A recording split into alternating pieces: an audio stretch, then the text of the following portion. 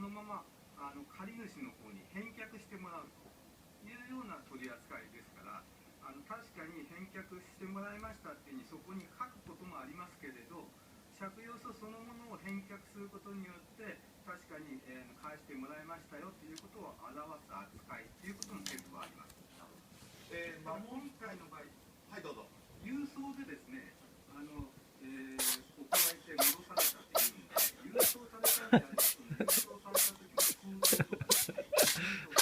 その辺の一つの気にしたいなと思います。さて間もなく会見が始まるようです。はい、この後、猪瀬東京都知事定例会見が始まります。